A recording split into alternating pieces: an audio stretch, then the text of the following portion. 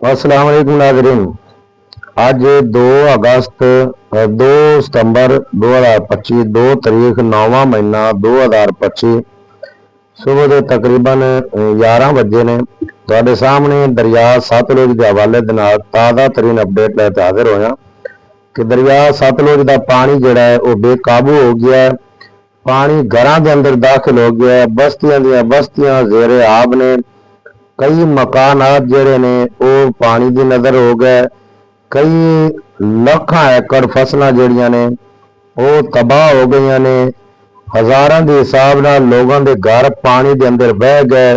ਰਸਤੇ ਚ ਆਉਣ ਵਾਲਾ ਹਰ ਬੰਦ ਜਿਹੜਾ ਹੈ ਉਹ ਪਾਣੀ ਨੇ ਤੋੜ ਦਿੱਤਾ। ਕੋਈ ਬੰਦ ਜਿਹੜਾ ਹੈ ਉਹ ਪਾਣੀ ਨੂੰ ਰੋਕਣ ਵਿੱਚ ਕਾਮਯਾਬ ਨਹੀਂ ਹੋ ਸਕਾ।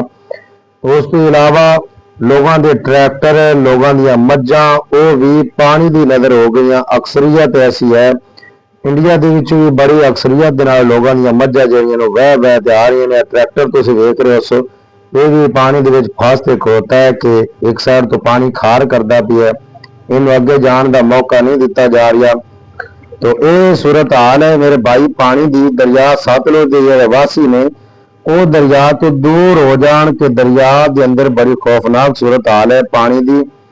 और पानी बड़ी तेजी के नाल अगे वध रही है। सैलाबी रेला अजय सुलेमान की तो मुकम्मल नहीं गुजरा। सुलेमान की दे अगे जितने भी इलाके ने हैड दे वो सारे के सारे तबाह हो चुके ने। तकरीबन जेड़े इलाके बाकी बचे ने दुआ अल्लाह करे वो बच जान कि लोग जेड़े डुब गए ने वो जेड़े ने उन्हां वास्ते दुआ करें कि अल्लाह करे वो बच जान।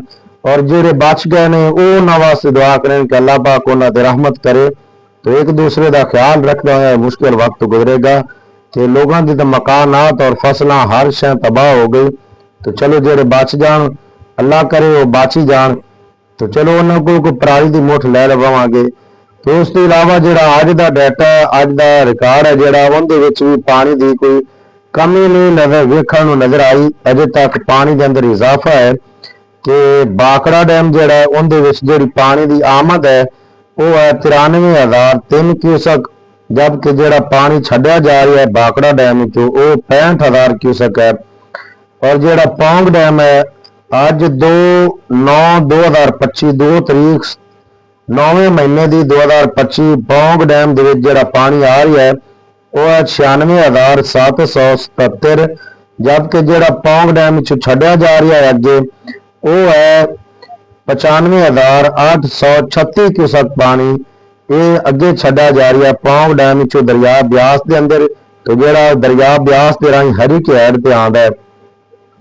और उस तो इलावा हरी कैड से जो पानी की आमद है वो है 2,90,929 क्यूसक कि जोड़ा रस्ते दरिया चाकी या दरिया समा वो भी पानी देंदे पे ने सतलुज नूं और ब्यास नूं ते सारा हरी कैड ते इकट्ठा हुंदा है। तो ये सूरत हाल है। उठ जोड़ा हरी कैड तो पानी छड्या जा रही है वो है 2,74,058 क्यूसक पानी।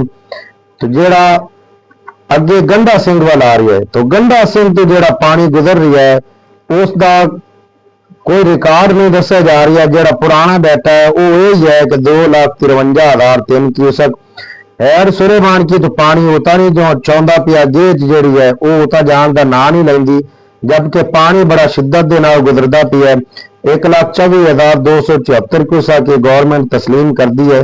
इस तो ज्यादा नहीं तस्लीम कर दी। अस्सलाम वालेकुम वरहमतुल्लाहि वबरकातुहू।